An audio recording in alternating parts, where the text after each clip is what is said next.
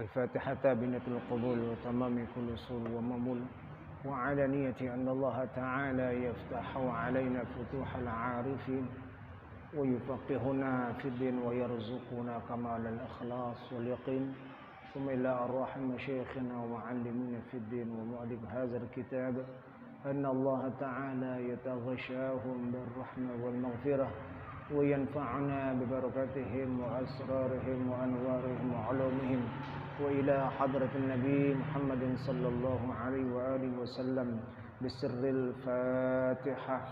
أعوذ بالله من الشيطان الرجيم. بسم الله الرحمن الرحيم. الحمد لله رب العالمين الرحمن الرحيم مالك يوم الدين إياك نعبد وإياك نستعين اهدنا الصراط المستقيم صراط الذين أنعمت عليهم غير المغضوب عليهم ولا الضالين آمين. اللهم صل وسلم على سيدنا محمد الفاتح لما أغلق الخاتم لما سبق الناصر الحق بالحق هادي إلى صراطك المستقيم وعلى آله وصحبه حق قدره ومقداره العظيم. اللهم أخرجنا من ظلمات الوهم وأكرمنا بنور ya, karena pertama belum berjamaah, maka yang kedua ada berjamaah dianjurkan. Andai kata yang pertama sudah berjamaah, meskipun sholat yang pertama sudah dilakukan secara berjamaah, ya, meskipun hanya satu orang, baik statusnya dia menjadi imam ataukah statusnya menjadi makmum, maka dianjurkan untuk mengulang kembali dengan ketentuan bila mana yang keduanya memiliki kadar jamaah yang lebih bagus. Salat yang pertama jamaah cuma 2 orang.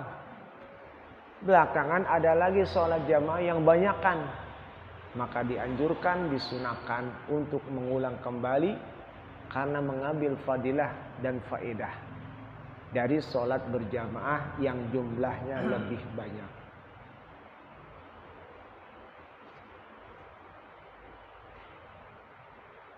Itu dengan niat fardu fil ula awil saniyati biniyati fardin. Yang pertama atau yang kedua niat fardu. Tuh ya, niat fardu. Walaupun yang kedua statusnya sunnah, tapi niatnya nggak boleh niat sunnah, niat fardu. Sholli fardhu zuhri, begitu. Ya, walaupun statusnya yang kedua hukumnya sunnah. Begitu. Wa in waqa'at naflan, meskipun jatuhnya sunnah. Yang kedua itu jatuhnya sunnah meskipun, ya, dia niat fardu. Fayanwi i'adata salatil mafrudati, maka dia niat mengulang salat fardu, niat i'adah. Nau usalli, ya, fardhu zuhri makmuman, ya, aku salat fardu zuhur makmum i'adah, ya, sebagai i'adah, mengulang.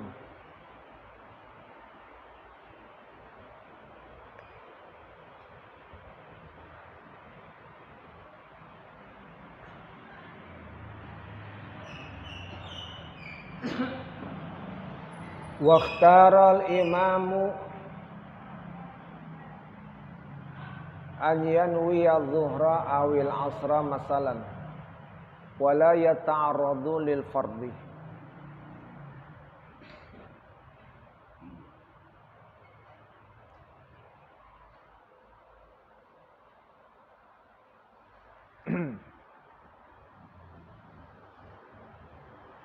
Dan memilih imam untuk niat zuhur atau asar contohnya, ya pilih tuh untuk niat zuhur atau asar. Imam Nawawi memilih itu niat zuhur atau asar. Bahkan sholat sendiri lebih afdal. Kita mau sholat jamaah, tapi imamnya begitu, ya, imamnya fasik, tukang berbuat dosa, imamnya, ya, akidahnya nyeleweng, ya, menghalalkan yang dilarang. Nah, maka sholat sendiri nggak apa-apa, begitu. Sholat sendiri nggak apa-apa. Kenapa kok nggak sholat jamaah? Ya gimana mana mau sholat jamaah, ya, imamnya begitu. Ingat ya, begitunya karena fasik, begitunya ahli bid'ah. Nah baru, ya, jangan dibikin alasan. Menurut saya imamnya kurang bagus itu. bacanya begitu. Ah, itu bukan menurut ente. Ini ukurannya bukan menurut ente, menurut syara. Kalau menurut kita mah beda nafsu. Tapi menurut syara, ada gak batasan yang melanggar syara? Kalau ada batasan yang melanggar syara, baru dipakai. Jangan menurut saya, imamnya bacanya kurang asik. Kalau jelas bacanya itu makhrajnya menyangkut kesalahan di dalam makhraj, baru imamnya bacanya makhrajnya nggak jelas, Fatihahnya nggak jelas, baru itu menjadi alasan yang kuat. Kaza qalahu syekhuna tab'an li syekhih Zakaria rahimahumullahu taala. Begitulah yang dikatakan oleh Syekh Zakaria rahimahullahu taala.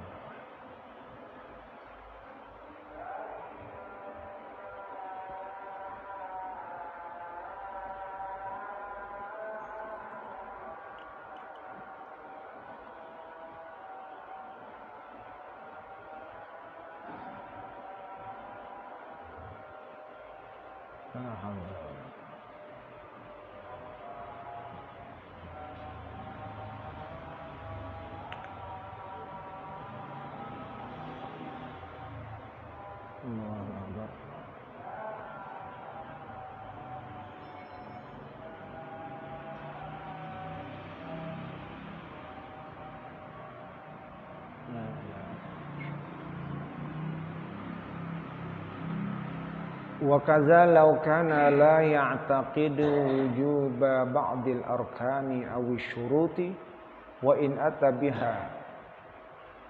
Begitu juga seandainya dia tidak meyakini wajibnya sebagian rukun atau syarat meskipun dia mengerjakannya.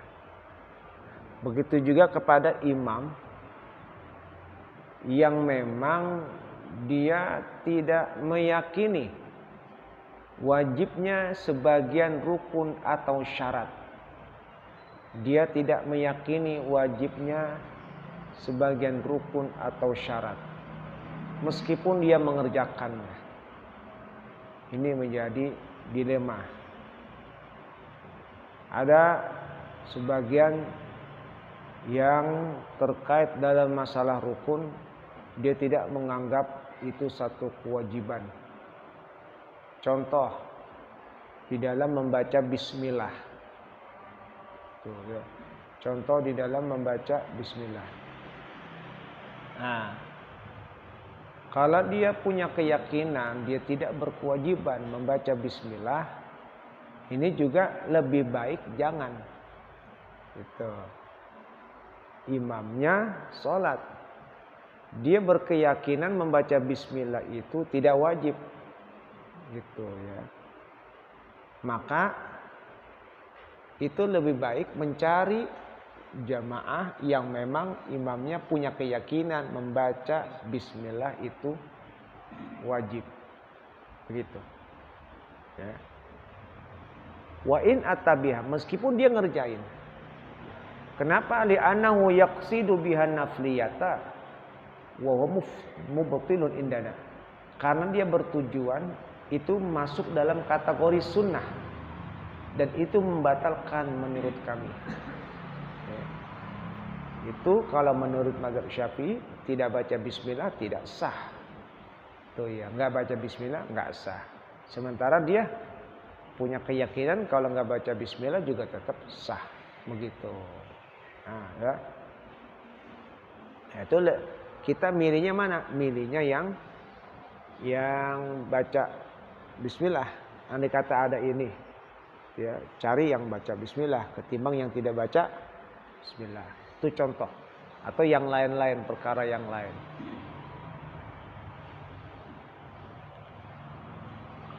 Lalu kalau kita sholat berjamaah, ya, berbeda kalau pandangan permasalahannya begini. Tetap bismillah masuk dalam kategori bacaan Fatihah. Cuman bedanya itu dalam penyebutannya, pengerasannya. Ada yang dikerasin, ada yang enggak. Nah, itu lain. Ya, ada yang dikerasin baca bismillahnya, ada yang enggak. Ya, kalau yang enggak dikerasin dia pelan. Bismillahirrahmanirrahim. Alhamdulillahirabbil alamin. Nah, kita beritikad dia baca bismillah. Itu ya, dia baca bismillah. Tapi kalau kita itikad dia enggak baca bismillah, enggak sah jamaah kita. Bab kenapa? Bab kita menganggap dia itu tidak sah sholatnya lantaran dia baca Fatihah nggak baca bismillah. Tapi kalau dia baca bismillahnya pelan, maka kita anggap sah. Walaupun di Masjidil Haram imamnya baca Fatihah nggak baca bismillahnya nggak kelihatan. Tapi bukan berarti dia nggak baca. Dia baca bismillah. Ya, Syekh Abdurrahman As-Sudais baca bismillahnya pelan. Syekh Ali Al-Huzaifi baca bismillah pelan. Bismillahirrahmanirrahim. Alhamdulillah, gitu ya. Jadi hanya pelan doang, bukan berarti dia nggak baca. Hah?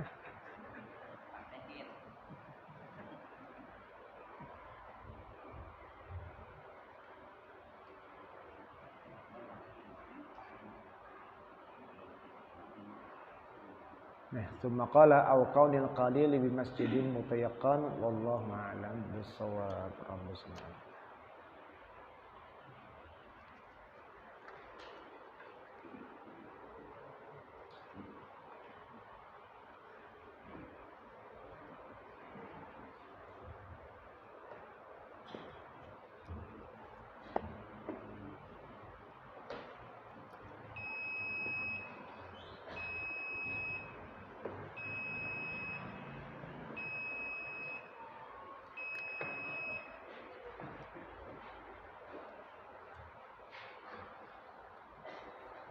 bacaannya.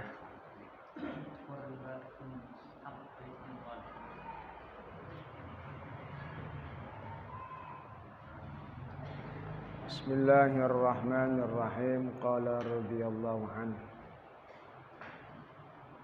War-riba man akala amwalan nasi bil batili. Bermula riba itu adalah orang yang memakan harta orang lain secara batil. Jadi riba itu memakan harta orang secara batil, tidak secara hukum Islam. Ya. Itu riba. Secara batil di sini keluar dari syarak, melanggar aturan Islam, itu secara batil. Apa melanggar aturannya? Ya tadi, kalau kita dapat duit, maka dari orang lain bukan dengan cara menipu, bukan dengan cara mengambil keuntungan dari pinjaman dan lain sebagainya.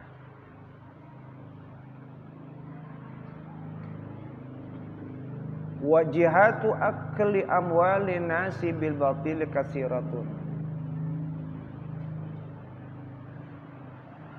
Dan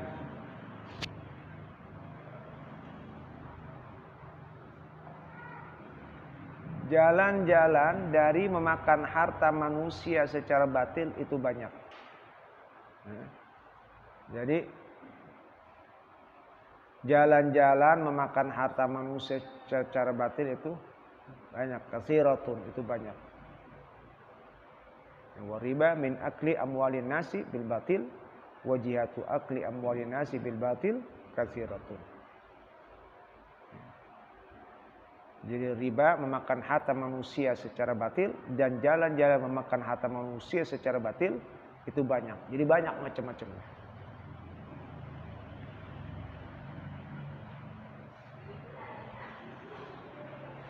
Wa qad nahallahu an jami'i dzalika biqauli ta'ala. Sungguh Allah melarang semuanya itu dalam firman-Nya, ya ayyuhalladzina amanu la taqulu amwalakum bainakum bil batil. Wahai orang yang beriman, jangan kamu makan harta-hartamu di antara kamu secara batil. Jangan kita makan harta orang-orang yang di antara kita secara batil. Jangan. Ya. Ambillah secara haknya. Kalau memang itu hak kita, kita ambil. Kalau memang itu halal, silakan ambil. Tapi kalau haram, jangan. Famin jihati akli amwali nasi bil batili jami'u ma ya'khudhu salatinu zulmatu wa a'wanuhu min amwal muslimina. Di antara jalan-jalan memakan harta manusia secara batil, semua yang diambil oleh sultan, pimpinan yang zalim dan para pengikut-pengikutnya dari harta orang muslim. Minal jabayat, baik dari pajak, upeti, wal mukus atau upeti, wal usyur atau denda-denda, wa ghairi zalika dan lain-lain.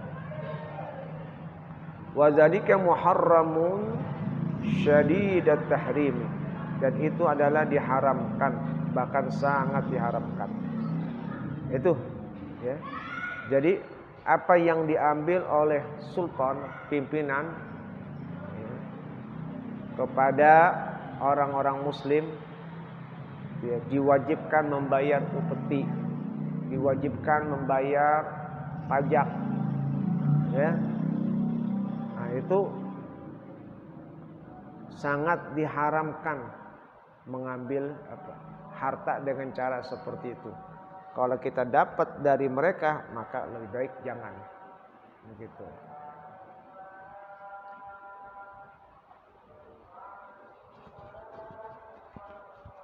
Jadi pemimpin-pemimpin yang zalim.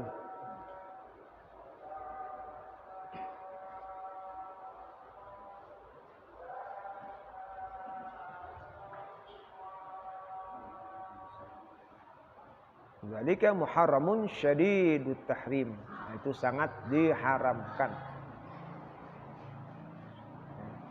Jadi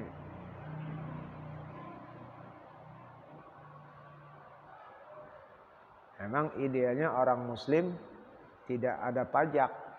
Ya. Yang kena pajak non muslim. Kalau pemimpin di wilayah negara-negara muslim. Kalau di negara Islam itu yang kena pajak yang non muslim. Yang muslim nggak kena pajak. Itu ya. Tapi negara kita bukan negara Islam. Cuman penduduknya doang.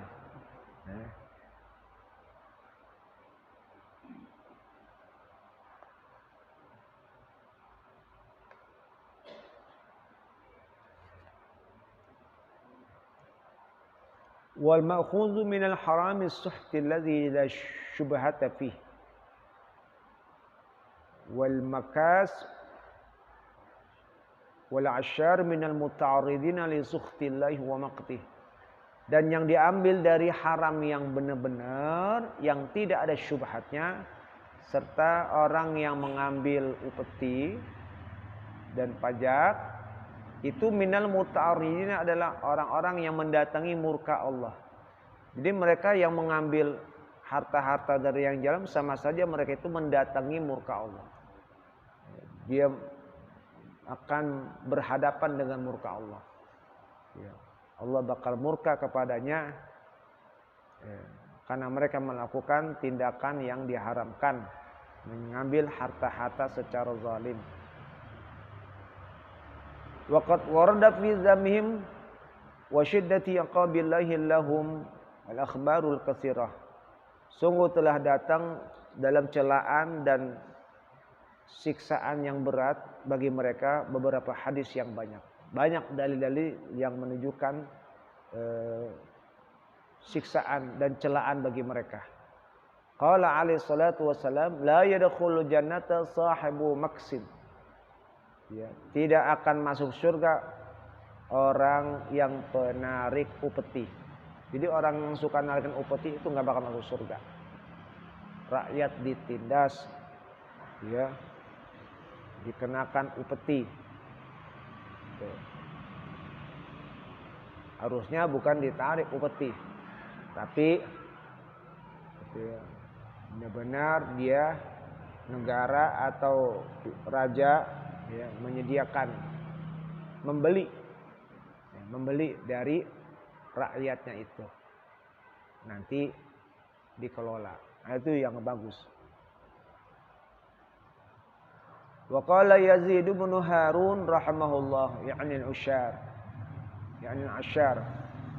yakni bagi penentu pajak atau cukai. Wa qala alaihi salatu wasalam inna sahibal maqsi finnar. Nabi bersabda, sungguh orang yang penarik bea cukai itu di neraka. Yang narik cukai ya upeti di neraka tempatnya. Suka narikin. Hati-hati tuh tukang palak. Orang lagi naik, orang lagi narik mobil, di stop. Ya. Ya kagak ada ketentuannya pakai bayar, lu pakai narik-narikin. Ya. Yang kayak gitu tuh. Enggak ada ketentuannya, ketentuan apa? Oh, lewat sini mobil harus bayar ini, bayar. Nah, itu tukang palak begitu tuh. Sama aja kena dia tukang penarik upeti. Yang capek siapa, yang narikin siapa?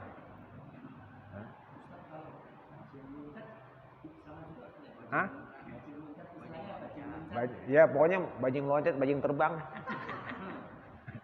Pokoknya yang namanya ngambil hak orang haram, nggak boleh.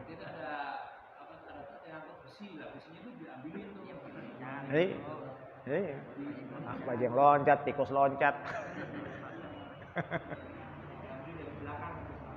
Pokoknya kalau memang bukan haknya haram atau diambil secara paksa haram.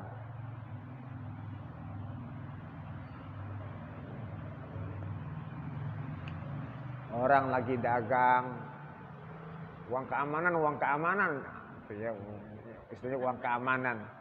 Ya, siapa yang ngangkat lu jadi pengaman gua? Gitu ya. Kecuali kalau memang disepakati. Ini nggak ada pengamanannya, gimana kalau biar ada pengamanan dari kami? Cuman kami minta bantuannya ya uang keringatnya lah. Ada kesepakatan. Nah, kalau kesemuanya sepakat, tapi benar-benar nggak jadi masalah. Tapi kalau tidak ada yang sepakat, ya haram hukumnya mengambil secara paksa. Ya.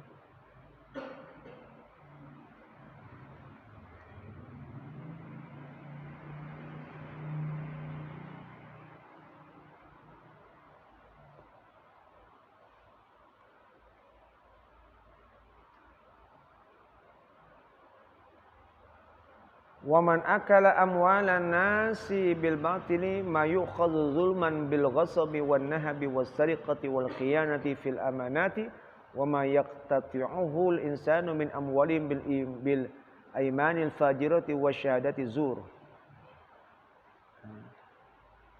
Wa min akli amwalin nasi bil batil, di antara memakan harta manusia secara batil adalah yang diambil secara zalim, baik dengan cara merampas, ya, mencuri, mengkhianati amanat, ya, merampas, ya, terang-terangan langsung kabur, nyopet, ya, nyolong, ngumpet-ngumpet, ya, diambil khianat pada amanat, amanatnya yang harus dijaga, tapi dia mengkhianati, itu juga termasuk, ya, makan harta secara batil. Ya. Dan apa yang dipotong, apa yang diambil oleh orang-orang dari harta mereka dengan sumpah-sumpah palsu dan saksi palsu. Ya, dia mengambil keuntungan dengan sumpah-sumpah.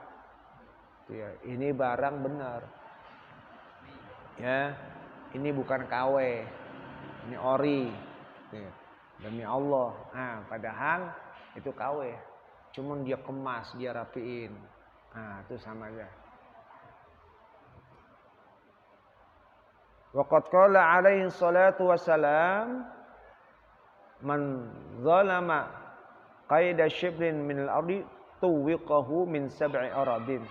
Siapa yang menzalimi sekadar sejengkal dari bumi, maka akan dikalungi 7 lapis bumi. Sejengkal bumi yang dia ambil hak orang, maka kelak dia nanti bakal digantungin 7 lapis bumi. Ya, dikalung itu 7 lapis bumi. Ya, selapis saja udah kuat ngangkat. Ya, ini 7 lapis bumi. Orang yang ngambil hak atau tanah orang yang memang bukan haknya, walaupun cuma sejengkal, syibran minal ar, nanti bakal dikalungi.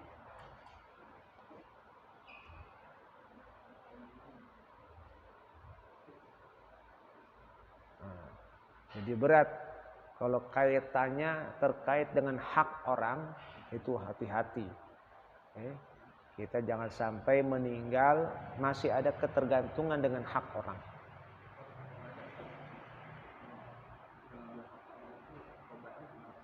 Balikin. Kau baca balikin. Hah? Ahli warisnya. Kalau ahli warisnya udah nggak ketemu, sedekahin, niatin. Ya, saya sedekahkan pahalanya buat orang ini. Udah, mudah-mudahan dia ridho. Itu.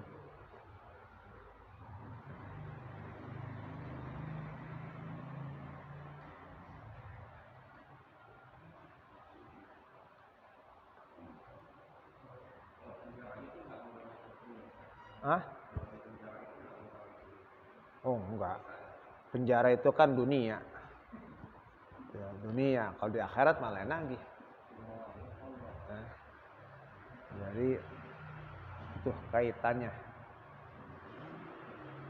Nah, lebih baik kita bebas, jangan ada urusan tanggungan hak orang yang ada pada kita, yang kita ambil secara zalim, ya, atau lain sebagainya.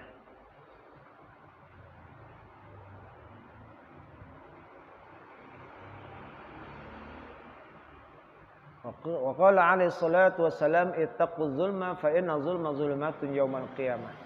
Nabi bersabda, jauhkanlah dari kezaliman, karena kezaliman merupakan kegelapan di hari kiamat. Jadi jauhin tuh kezaliman. Kezaliman itu adalah mengambil hak yang memang bukan milik kita. Ya. Itu merupakan kezaliman, kegelapan di hari kiamat. Nanti jalannya jalan penuh kesesatan, gelap dia.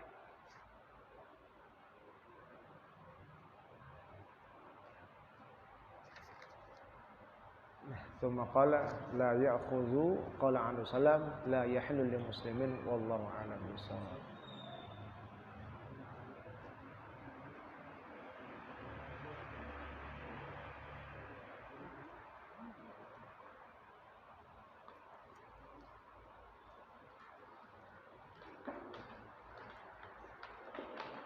Bismillahirrahmanirrahim. Alhamdulillahirabbil alamin. Hamdan yuwafi ni'amahu wa yukafi mazidah.